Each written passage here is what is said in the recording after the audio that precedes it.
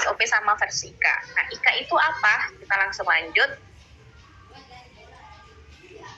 SOP tadi kita udah tahu, kita udah punya satu sudut pandang tentang SOP. Sekarang kita lanjut ke IKA. Nah, kita langsung cari pengantar IKA.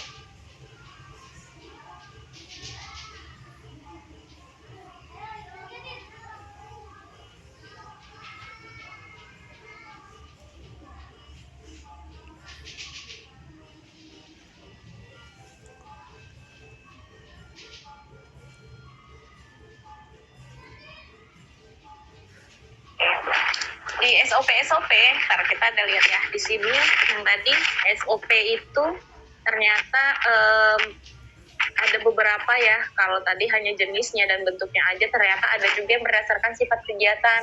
Ada SOP teknis, ada SOP administratif gitu. Ada juga SOP makro, dia mencakup beberapa SOP mikro, misalnya bagaimana perawatan rumah gitu. Nah, yang mikro ini berarti perawatan kamar itu gimana, kamar utama, perawatan kamar tengah, perawatan kamar. Nah, itu adalah SOP makro yang terdiri dari beberapa SOP mikro, misalnya gitu deh ya. SOP makro ada juga sebentar SOP mikro, ada SOP final, ada SOP parsial. Yang goalnya adalah dari SOP ini kalian bisa tahu sih sebenarnya apa bedanya SOP sama IKA. Nah, ini ada contoh SOP lagi yang dalam bentuk flowchart. Kayak rekan-rekan bisa bayangkan kalau SOP ini dibaca sama kakek-kakek umur 58 tahun, dan dia itu tidak mendapatkan sekolah, tidak dapatkan kesempatan sekolah, kira-kira beliau akan memahami nggak apa arti SOP ini? Halo? Sulit dipahami, Bu, dan perlu bantuan orang lain. Yes. Jadi perlu untuk dipahaminya, cara bacanya gimana gitu, mereka nggak paham. Jadi, kalau kayak gini sebenarnya kalau beliau udah paham cara bacanya mulai dari mana, akan mudah untuk dipahami. Pertama kita mulai, kedua kita ngajukan dengan mengisi formulir. Formulirnya dapat di mana? Setelah kalau formulirnya udah diajukan ke chief oleh orang yang membutuhkan. Nanti kalau udah dapat, kita baru kalau disetujuin berarti kita bisa periksa data kendaraan. Kalau misalnya disetujuin lagi, periksa data kendaraan ini ngapain? Ini ya, ada keterangannya. Baru kita berangkat, baru selesai. Tapi kalau misalnya nggak disetujuin, kita langsung otomatis selesai, langsung pulang. Nggak boleh berarti minjem kendaraan perusahaan. Simpel itu contoh SOP peminjaman kendaraan. Ini SOP ya, Dek. Ini lihat ya, ini harusnya disetujuin, ada tanda tanya karena dia berupa decision. Ingat ya, ini panah ada dokumen yang dimasukkan, disubmit, formulir diarsipkan. Kita lanjut kita lihat ke contoh IKA. Kalau IKA tuh yang kayak gimana? Tadi tuh SOP ya. Tadi juga yang SOP yang tadi ada yang sederhana yang di slide sebelumnya. Kalau IKA itu apa? IKA atau bahasa lainnya WI, Work Interaction. Dia ngapain? Dia tata cara dalam melakukan satu jenis kegiatan. Hanya satu jenis kegiatan. Kalau tadi kan gini, kalau SOP yang ini, dia beberapa kegiatan, Dek. Ada pertama mengajukan, mengisi formulir. Habis mengisi formulir ada pemeriksaan data. Habis pemeriksaan data baru berangkat ya sesuai sama tujuan. Ada 3 kegiatan. Ada 4 kegiatan, pengajuan mengisi formulir, habis formulir udah diisi, formulirnya diarsipkan lagi, dicek lagi, habis itu baru diperiksa data kendaraan, ada 4 nih. Nah, IKA ini misalnya pengajuan dengan mengisi formulir. Nah, dibikin tuh IKA-nya apa aja, mengisi formulir. Pertama, ambil formulir di ruangan ini, terus ini, terus ini, terus ini. Nah, itu IKA, deh. Kebayang nggak? Bisa dipahamin nggak maksud Ibu, deh? Kebayang, Bu. Hanya Ibu aktivitas aja. Tapi kalau SOP ini runut, dia bukan satu aktivitasnya, tapi satu prosesnya, peminjaman kendaraan perusahaan. Dia melibatkan beberapa aktivitas ngajuin formulir, aktivitas ada formulir yang diarsipkan, ada data kendaraan yang diperiksa dulu, baru habis itu berangkat. Ini IKA tadi ya. Ini contoh IKA lagi, misalnya dia instruksi kerjanya berkomunikasi melalui telepon gitu. Deskripsinya yaitu dia berhubungan dengan keterampilan komunikasi secara efektif telepon. Unit ini dianggap keterampilannya keterampilan umum unit berkomunikasi melalui telepon. Biasanya apa? Ada kayak gini nih. Ini contoh IKA deh. Menjawab telepon masuk. Telepon dijawab secara tepat, jelas, dan sopan sesuai dengan standar perusahaan. Biasanya setiap perusahaan beda-beda tuh. Ada yang ngasih pantun di awal, ada yang ngasih langsung Assalamualaikum, selamat sore dengan Telkomsel, ada yang bisa dibantu. Semuanya sama. Pasti kayak gitu. Assalamualaikum, selamat sore dengan Telkomsel, ada yang bisa dibantu. Selamat sore dengan Telkomsel, ada yang bisa dibantu. Semuanya sama pasti. Terus yang kedua, bantuan yang bersahabat kepada penelepon dan tujuan. Ya, makanya tadi ada kata-kata ada yang bisa dibantu, dia memberikan bantuan. Terus keterangan rinci diulang pada penelepon untuk konfirmasi. Bapak Ibu, ini saya ulangin ya, namanya Bapak Fahmi, nomor teleponnya segini, alamatnya di Jalan Walet nomor 12A, Beji Timur, Kota Depok. Benar Bapak Ibu? Gitu. Kendalanya sekarang wifi-nya sedang bermasalah, jadi perlu untuk ditanganin. Ya kita sudah masukkan ya Bapak Ibu. Benar ya, kayak gitu ya Dek? Karena kalau misalnya kita nelpon ke misalnya wifi, Telkomsel, bisa cara jawabnya seperti itu. Benar? Ada bantuan yang diberikan. Terus mereka memang secara prosedur disuruh sama perusahaannya untuk mengulang permintaan dari customer untuk konfirmasi. Terus pertanyaan atau telepon dijawab atau ditransfer pada lokasi atau orang yang tepat. Bapak Ibu, ini kita hubungkan ke ke customer kita yang ini yang memang menangani masalah Bapak Ibu dengan ini. Ada yang kayak gitu. Ada permintaannya dicatat terlebih dahulu bila perlu ambil kesempatan untuk mempromosikan layanan perusahaan. Terus pesannya disampaikan secara akurat pada orang yang dimaksud dalam waktu yang sudah ditentukan. Panggilan telepon yang bersifat mengancam dan mencurigakan segera dilaporkan kepada orang yang tepat sesuai dengan prosedur perusahaan. Ini IKA, bukan SOP. Paham? Halo? Halo, Dek. Halo. Paham Ibu. Paham Bu. Oke. Misalnya contoh lagi, SOP penggunaan mesin cetak offset. Kalau IKA-nya berarti salah satunya adalah menghidupkan mesin, misalnya gitu.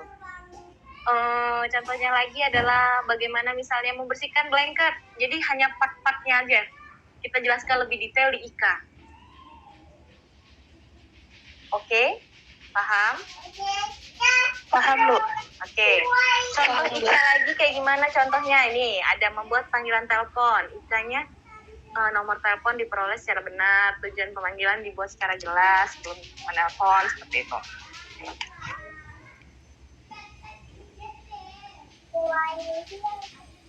Perbedaannya apa?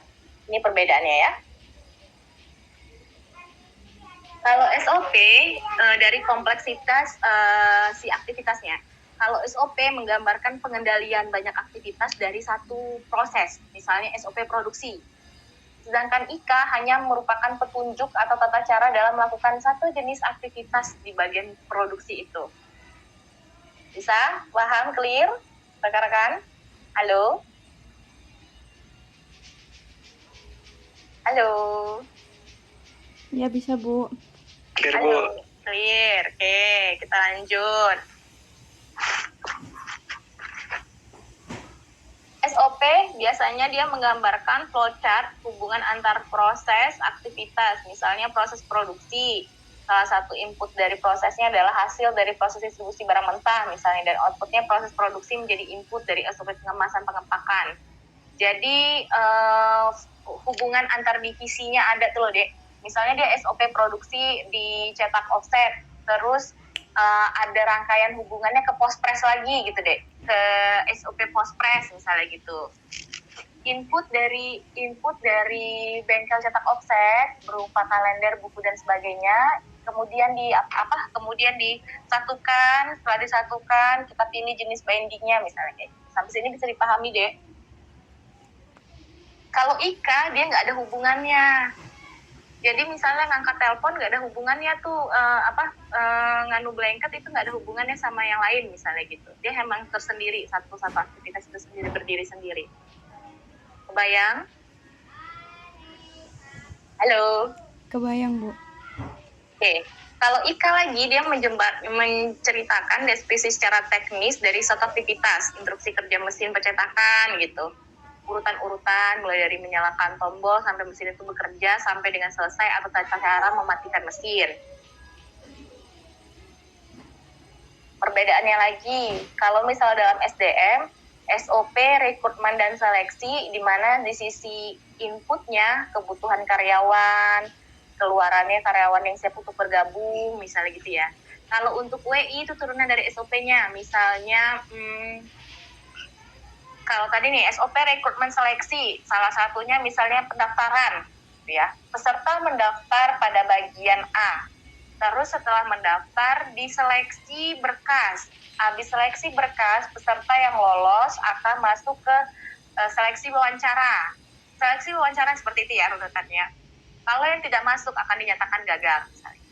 Nah, yang di IKA-nya ini adalah bagaimana prosedur pendaftaran. Pendaftaran melalui website A, pendaftaran melalui ya seperti itu deh. Itu IKA deh. Sampai sini bisa kebayang, paham? Halo? Halo? Halo? Halo rekan-rekan semua? Bisa Ibu. Oke, kita lanjut ya.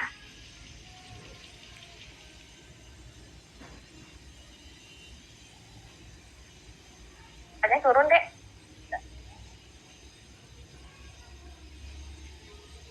Oke. Nah, kalau dibuat IKA ini ada secara teorinya, prinsip-prinsip latihan IKA itu menyamakan persepsi, mengetahui istilah dan maksud dari tulisan, mengetahui posisi instrumen dan alat kendali yang dipraktekkan, menjadi mahir, jelas tidak ada keraguan, melakukan tindakan evaluasi itu IKA. Oke, ini ada teknik pelatihan yang harus dilakukan. Pertama, mempersiapkan instruksi kerja yang akan dilatihkan. Terus berada pada lokasi peralatan. Jika memungkinkan peralatan tersebut dibawa ke tempat pelatihan, misalnya gitu ya. Oh, ini kalau untuk teknik pelatihan IKA-nya tadi ya, Dek. Oke. Slide terakhir, apakah ada pertanyaan? Halo? Halo, rekan-rekan semua? Tidak ada pertanyaan? Tidak ada, Bu. Oke. Saya seperti itu. Jadi gini, ini tadi ada 2 slide yang disampaikan. Pertama, untuk lebih kalian dapat memahami di SOP itu nanti tadi Ibu meminta, Ibu dan Bapak meminta kalian untuk mencari tahu SOP, bagaimana SOP penggunaan mesin cetak offset, mesin flexografi, mesin rotografur, dan mesin yang terakhir cetak saring. Bagaimana SOP penggunaan mesinnya. Itu dikumpulkan di hari Senin, apakah bisa, Dek? Jam 20.00, apakah bisa?